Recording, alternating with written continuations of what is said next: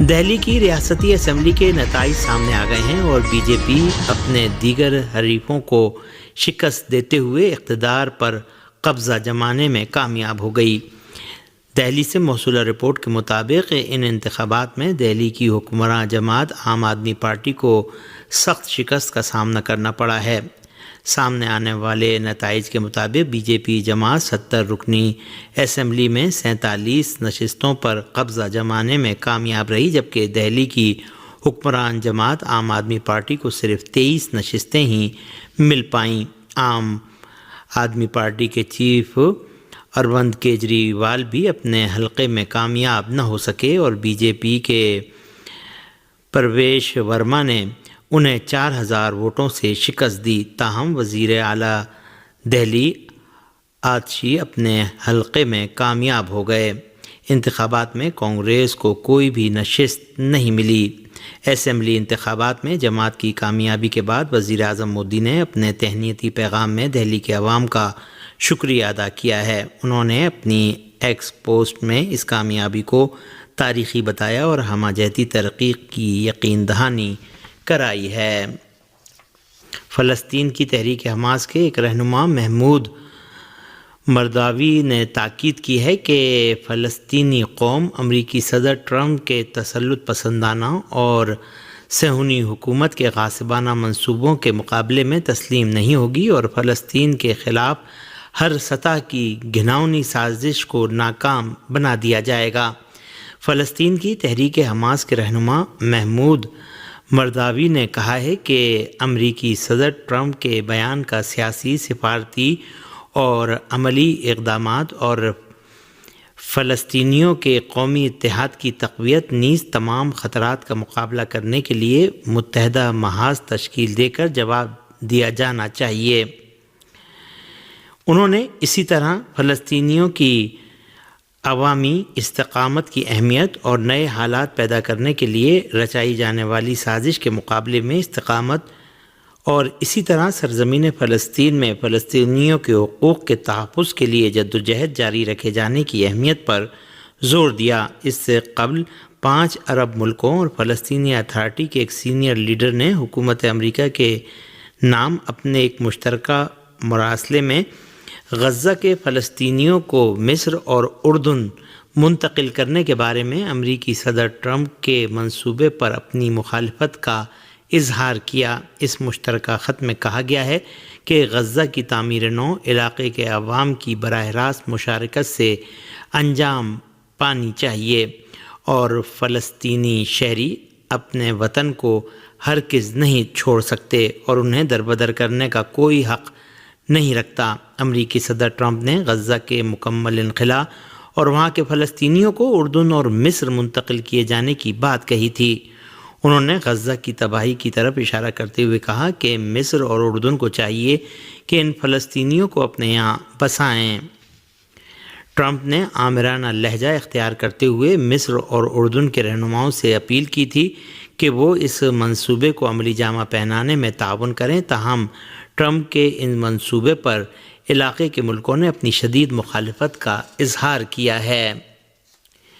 جنوبی افریقہ نے غاصب صہیونی حکومت کی حمایت کے تناظر میں امریکی صدر کے جارحانہ اقدامات اور فیصلوں کے باوجود فلسطینی عوام کی حمایت اور ان سے اظہار ہمدردی کا سلسلہ جاری رکھنے کے لیے اپنے عزم کا اعادہ کیا ہے۔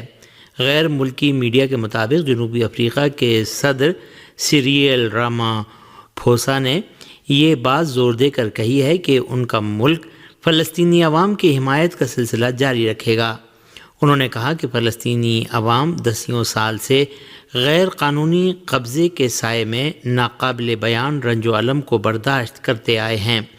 انہوں نے مزید کہا کہ جنوبی افریقہ نے نسل کشی کی روک تھام کے کنونشن کے تحت اپنی ذمہ داریوں کی بنیاد پر بین الاقوامی عدالت انصاف میں اسرائیلی حکومت کے خلاف شکایت درج کرائی۔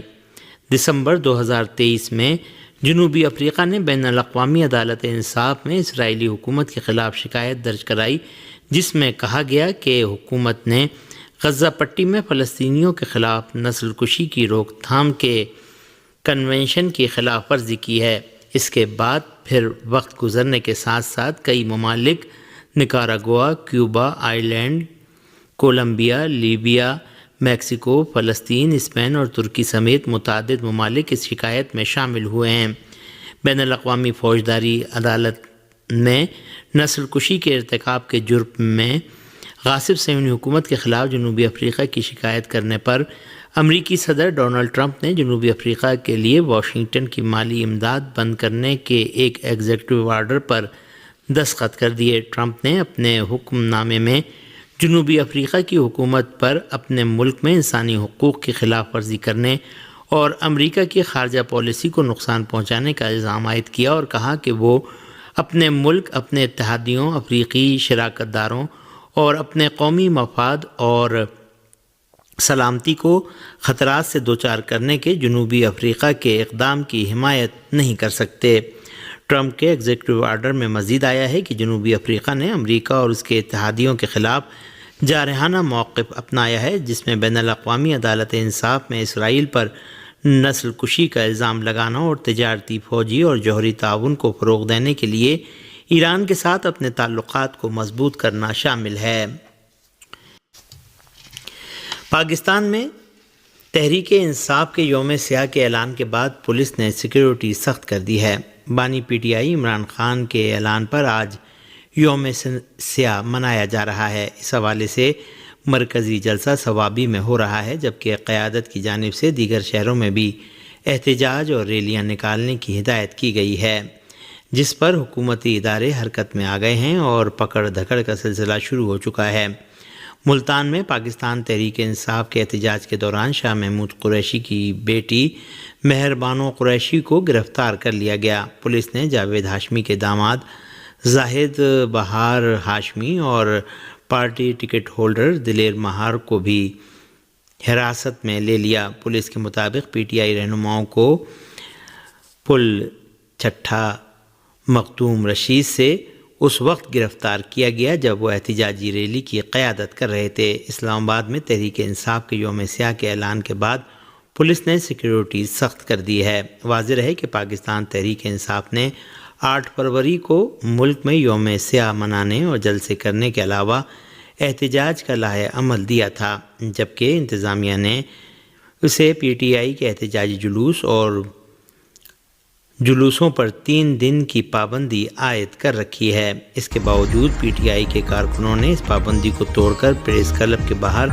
جمع ہو کر اپنا احتجاج ریکارڈ کرایا۔